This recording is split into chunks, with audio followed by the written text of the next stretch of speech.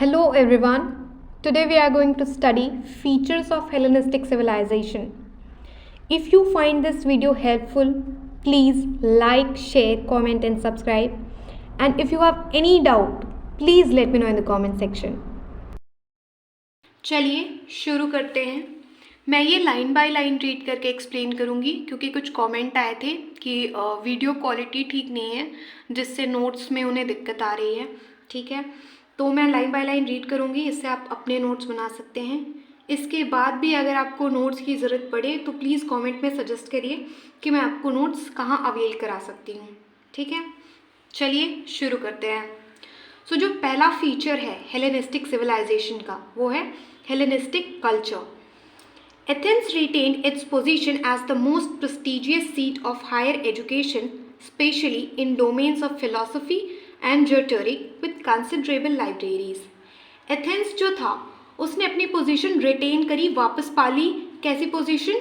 As the most prestigious seat of higher education. ठीक है, specially philosophy और rhetoric के एरियाज में। ठीक है, विथ कंसिडरेबल लाइब्रेरीज, यानी कि वहाँ पे लाइब्रेरीज भी अच्छी खासी मात्रा में थी। Alexandria was arguably the second most important center of Greek learning. अब जो ग्रीक लर्निंग का दूसरा सबसे ज़्यादा इम्पॉर्टेंट सेंटर था वो था एलेक्जेंड्रिया। ठीक है, the library of Alexandria was estimated to have 700,000 volumes. जो एलेक्जेंड्रिया में लाइब्रेरी थी, ठीक है, वहाँ पर ये अनुमान लगाया गया कि 700,000 वॉल्यूम्स प्रेजेंट थे उस लाइब्रेरी में। ठीक है, the city of Pergamon became a major center of book production, possessing a library of some 200,000 volumes, second only to Alexandria. जो सिटी ऑफ परगमान थी, ठीक है, वो एक मेजर सेंटर बनी बुक प्रोडक्शन का। ठीक है, और वहाँ पर जो लाइब्रेरी थी उसमें अप्रॉक्सीमेटली 200,000 वॉल्यूम्स प्रेजेंट थे, जो एलेक्जेंड्रिया से, सिर्फ एलेक्जेंड्रिया से ही दूसरे नंबर पे आती है। ठीक है, The spread of Greek culture throughout the Near East and Asia owed much to the developed cities. जो ग्रीक कल्चर का फैलाव हो रहा था नियर ईस्ट और एशिया में, उसका श्रेय जाता था डेवलप्ड सिटीज़ को। ठीक है, settlements such as Al Khanoum situated on trade routes allowed cultures to mix and spread. अब जो वहाँ के सेटलमेंट्स थे, ठीक है, वो ट्रेड रूट्स पे पड़ते थे, जैसे कि अल खानूम। ठीक है, इससे क्या होता था कि पीपल टू पीपल टाई बढ़ रहा था। ठीक है, लोग एक दूसरे के कल्चर्स को, दूसरे सिविलाइजेशंस के बारे में जान रहे थे, और इससे जो कल्चर्स थे वो मिक्स हुए, यहाँ वहाँ स्प्रेड हुए। ठीक है, the identification of local gods with similar Greek gods facilitated the buildings of Greek style temples, and Greek cultures in cities also meant that buildings such as gymnasia became common. जो identification हुआ local gods का, ठीक है, जो settlements पड़ते थे trade routes पे, वहाँ के जो लोकल गॉड्स थे उनमें सिमिलैरिटी पाई गई कुछ ग्रीक गॉड्स के साथ, और इससे क्या हुआ, उन्हें अपनापन लगा, और इससे ग्रीक स्टाइल टेम्पल्स की बिल्डिंग जो थी वो कॉमन हो गई। ठीक है, Greek cultures in cities also meant that building such as gymnasia became common. जो ग्रीक कल्चर सिटीज़ में अब फैल रहा था, ठीक है, उसका ये मतलब, उसका सीधा मतलब ये भी था कि जो जिम्नेसिया जैसी बिल्डिंग थी वो अब सब जगह कॉमन हो रही थी। ठीक है, ग्रीक कल्चर फैल रहा था आजू बाजू सब जगह। ठीक है, तो जो वहाँ का आर्किटेक्चर था वो भी फैल रहा था, जिम्नेसिया और ग्रीक स्टाइल टेम्पल्स, ये सारी बिल्डिंग्स भी हर जगह कॉमन हो रही थी। ठीक है, Greek language and literature spread throughout the former Persian empire. अब जो ग्रीक लैंग्वेज और लिटरेचर थी वो पूरे फॉर्मर पर्सियन एम्पायर में फैल गई। ठीक है, the development of Alexander romance owes much to Greek theatre as well as other style of story. ठीक है, जो एलेक्जेंडर रोमांस का डेवलपमेंट हुआ उसका श्रेय जाता है ग्रीक थिएटर को। ठीक है, और जो ग्रीक की दूसरे स्टाइल की स्टोरीज थी उनको। ठीक है, नेक्स्ट जो फीचर है वो है राइज ऑफ विमेन। जो सोर्सेज हमें मिले, the sources that survive from ancient Greece are overwhelmingly written by men for men. ठीक है, जो सोर्सेज सर्वाइव कर गए एंशिएंट ग्रीस के, जो हमें मिले, उनको मेन ने ही लिखा था, मेन के लिए ही लिखा था, आदमियों ने ही लिखा था, आदमियों के लिए ही लिखा था। तो क्या हुआ, एक रिवोल्यूशन हुआ, a revolution had taken place. It was first time when women were noticed, और पहली बार विमेन नोटिस में आई। The result has been a change in depth and nature of our understanding them. जो रिजल्ट हुआ इस revolution का वो ये हुआ कि एक डेप्थ में चेंज आया, ठीक है, काफ़ी गहरा बदलाव आया, और विमेन के रिगार्डिंग जो अंडरस्टैंडिंग थी लोगों की उसमें बदलाव देखा गया। नेक्स्ट जो फीचर है वो है स्लेवरी, ठीक है। Children were sold by their parents, slavery was common.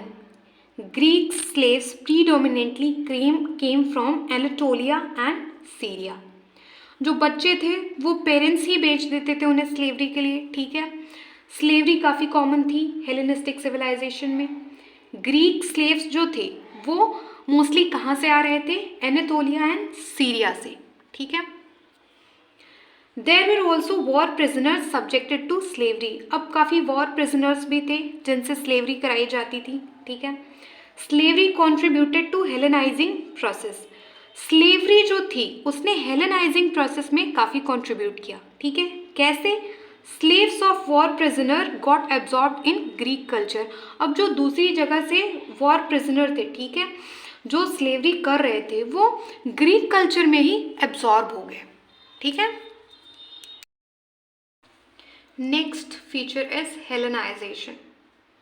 हेलेनाइजेशन का मीनिंग क्या होता है, it is historical spread of ancient Greek culture and to a lesser extent language over foreign people conquered by Greece or in its sphere of influence, particularly during Hellenic period following campaigns of Alexander.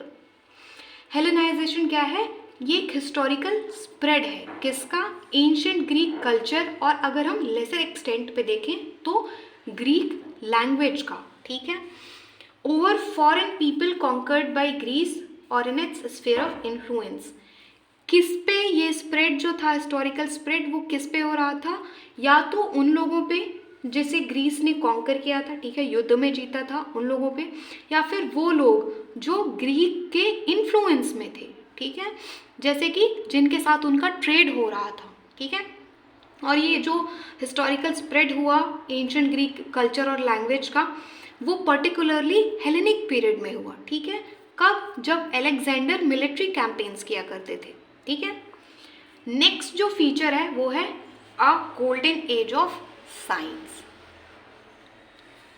Hellenistic science was different from Greek science into two ways. जो Hellenistic science थी वो Greeks के science से दो तरीके से अलग थी।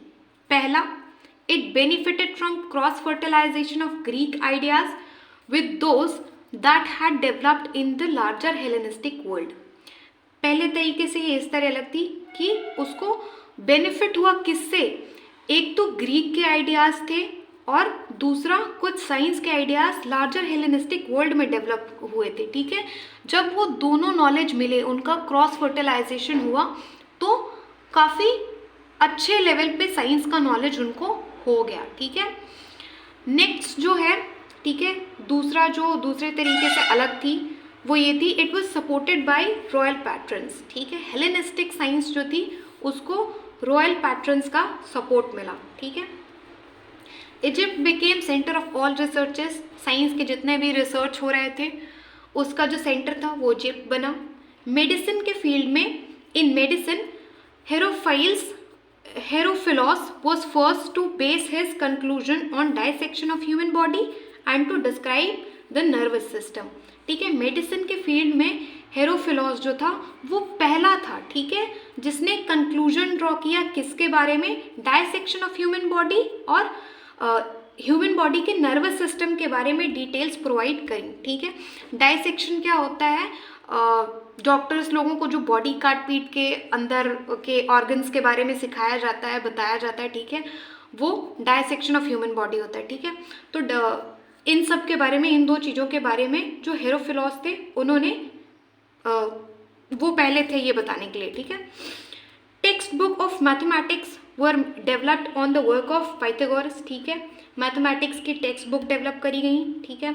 Also worked on astronomy, astronomy पे भी हेलेनिस्टिक लोगों ने काम किया, ठीक है। हेलेनिस्टिक सिविलाइजेशन के लोगों ने एस्ट्रोनॉमी पे भी काफ़ी अच्छा खासा काम किया है, ठीक है। नेक्स्ट जो फीचर है वो है philosophy. New schools of thought were made, ठीक है। नए स्कूल्स ऑफ थॉट फिलॉसफी के डेवलप किए गए। Hellenistic philosophy experienced an age of eclecticism, ठीक है। हेलेनिस्टिक फिलॉसफी जो थी उन्होंने एक एज ऑफ इलेक्टिसिज्म एक्सपीरियंस किया। इलेक्टिसिज्म क्या है?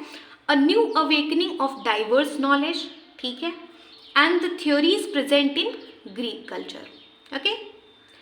There were Greek, Romans, Egyptians, Syrians and Arabs who contributed to development of Hellenistic philosophy, ठीक है। Hellenistic philosophy जो थी उसके डेवलपमेंट में Romans, Greeks, Egyptians, Syrians, Arabs इन सब ने कंट्रीब्यूट किया, ठीक है।